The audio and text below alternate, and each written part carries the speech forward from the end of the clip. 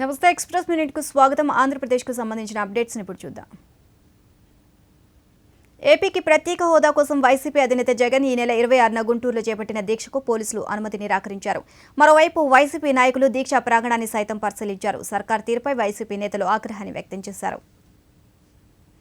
బాలకృష్ణ తన 99వ చిత్రం dictator cinema dialogues ను లీక్ చేశారు. అనంతపురం జిల్లా గ్రంథాలయ సంస్థ చైర్మన్ ప్రమాణ స్వీకారోత్సవ కార్యక్రమానికి ముఖ్య అతిథిగా బాలకృష్ణ హాజరయ్యారు. ఈ సందర్భంగా ఎమోషనల్ గా డిక్టేటర్ సినిమా డైలాగులను చెప్పి అభిమానులను అలరించారు. జమ్మిచెట్టు నుంచి కొండారెడ్డి బురుజు వరకు మత పెద్దలతో ర్యాలీ నిర్వహించారు. కర్నూలు జిల్లా ఎస్పీ రవికృష్ణ శాంతి. బక్రీద్, వినాయక నిమజ్జనం ఒకే రోజు రావడంతో ఎంతో పవిత్రమని అన్నారు ఎస్పీ. ఇరు వర్గాలు కలిసిమెలిసి ప్రశాంతంగా పండుగ చేసుకోవాలని ఎస్పీ సూచించారు.